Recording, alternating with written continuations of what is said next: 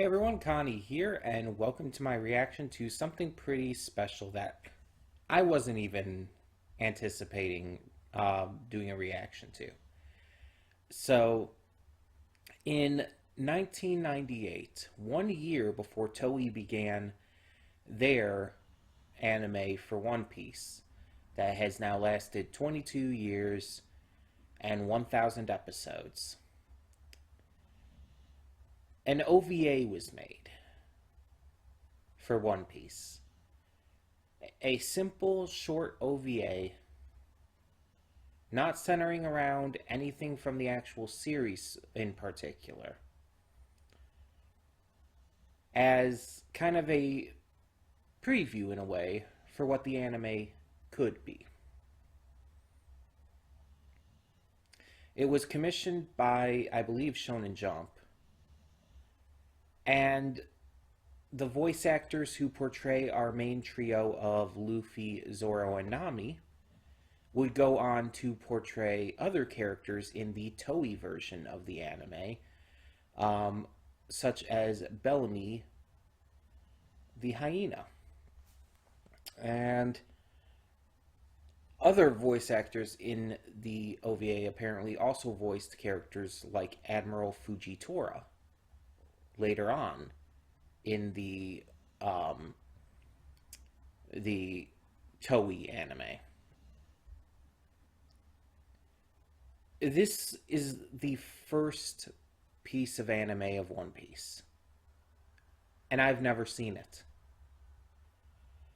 And I almost feel bad about that. That of everything I've seen with One Piece, and I admit there's still a couple movies I haven't seen, but of everything I've seen, I have never seen the first anime that was made for it, this OVA. Um, and I don't really know much of anything about it. I believe the title is something along the lines of "Stop the Pirate Ganzack." Um, but I don't know like anything about the plot or whatnot, or anything about the characters outside of our main crew. I don't know what to expect with this really at all. Um, I know the voices are going to be different, and I know the animation's likely going to not be as strong. Though, I mean, I don't know. It could end up actually surprising me and being really good. It was done by a different company, so it's hard. It's hard to say. Um, it's always kind of hard to say in that regard. But this is kind of a surprise, even for myself, addition to the Road to 1,000. So, although I actually recorded the 1,000th episode reaction before this, this is obviously being uploaded beforehand. Same day though, so you get a little extra surprise. Um, so yeah, I don't know what to expect with this. I think the only characters that we know in this are going to be Luffy, Zoro, and Nami. Um, and I think that this would probably, based on that, take place between Orange Town and Syrup Village. Um, if it's just those three, it would kind of have to. Um, but it's obviously not canon in the first place. But that's just where it would take place if it were canon. You kind of always think about that stuff, and like even with like the movies and all, it's like, okay, where would this movie actually take place in the timeline? Um, but yeah, I'm definitely interested to see what this was like, see how different it is from the original, or from the Toei anime that we know so much. Because it's like with JoJo's Bizarre Adventure. There was an OVA put out for JoJo's a while before the David production anime came out. Um, and although it was only part of part three, wasn't even the full thing to my knowledge. Um, still, it existed, and it has some interesting aspects to it. We'll put it that way. um, I'll just say that I do like David Productions' view on it better. Not just for part three, but for the series as a whole.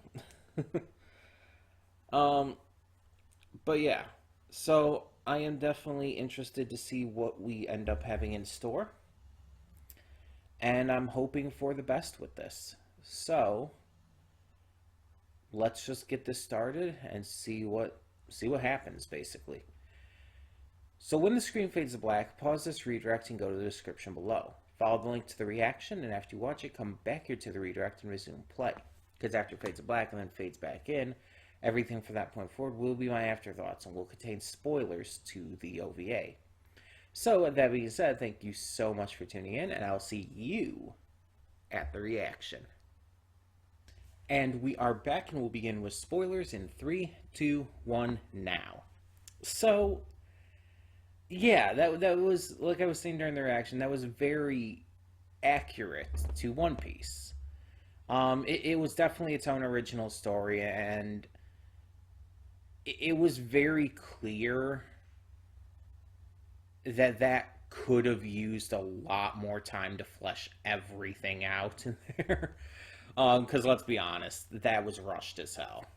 Um, but the story and the idea behind it is very accurate. The characters are exactly like the characters, especially in the um, early parts of the series, the East Blue Saga and all. With the exception of Luffy being a little too much into food. Like Luffy again, was always huge into food. Like it's always been a huge motivator for him. He loves food, but he also has always put people's lives and stuff first. If he had heard what was going on this island and all, that would have instantly took priority for him over the food. Um, he would have still wanted the food, but just not as much, and it wouldn't have been his main motivating factor anymore. So I feel like when they made this, they emphasized that a little too hard.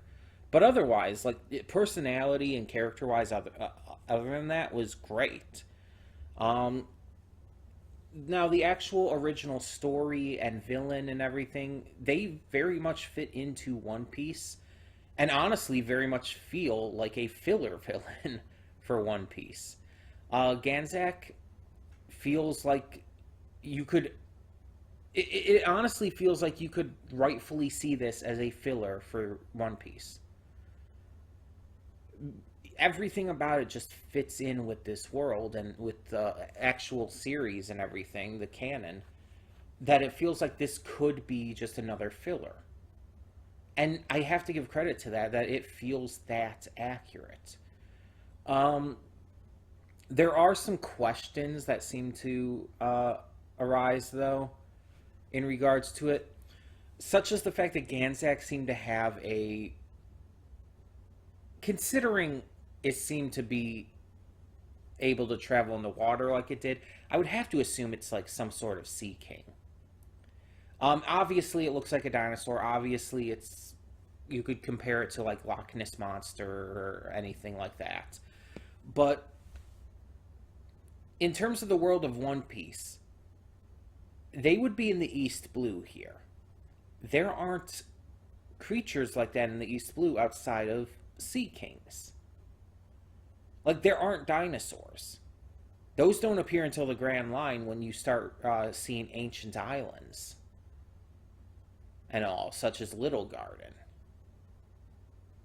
So unless that was just not known at the time because of the limited amount of manga chapters that were out and everything, it just if you were to try to fill that into canon, it just wouldn't work. I mean, you could kind of say the same thing about that one other filler that happened in the East Blue with the dragons, um, and the weasel guy who uses the like slice fruit or something like that. I don't remember what it was called.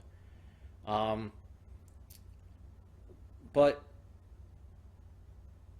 at the same time, dragons are like this mythical creature, and they made a point of still having them come across as unusually epic and mythical in that filler.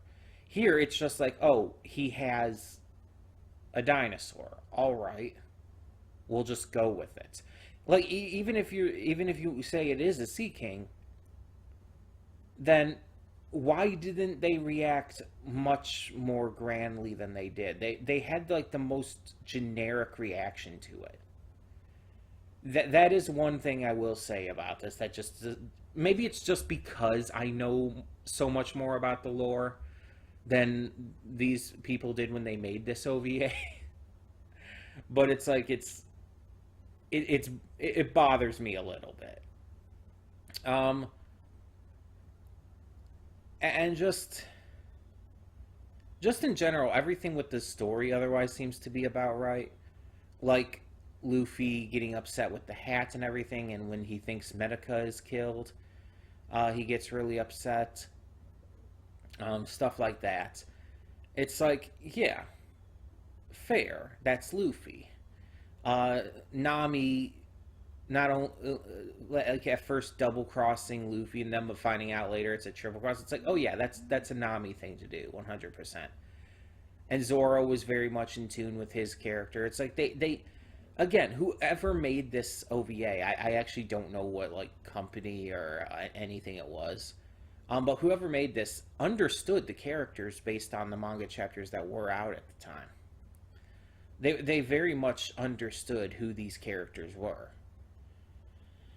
And they gave us a good OVA. The voice actors did mostly well. There were a couple lines that were delivered maybe a little weird, but I had no real issue. I will say the sound design could have been worked on a little bit because the audio balancing, like, I'm not good at audio balancing. But the audio balancing in this OVA, like for what is basically a professional piece of work, needed to be worked on. Like, I can get away with it because I'm just this random small creator on like YouTube. So when I have audio balancing issues, like in my countdown videos, it's like that I can get away with that. But when it's a professional work, it's like, no, you have to have the audio balanced properly, and it was not here. The music was so fucking loud compared to the voices. In fact, almost everything was loud compared to the voices. And it was almost a little distracting because I wanted to turn it down. But then I wouldn't be able to hear the voices as well. And it's like, so I kind of had to keep it at that volume, and it was annoying, for sure. Ganzack himself, again, like I said, he felt like a very filler villain, as in he didn't have a lot of presence. Like a lot of the filler villains in One Piece, like, they're not super memorable. The fillers for One Piece can tend to be enjoyable. None of them are like outright bad, but they're not super memorable compared to the actual canon content.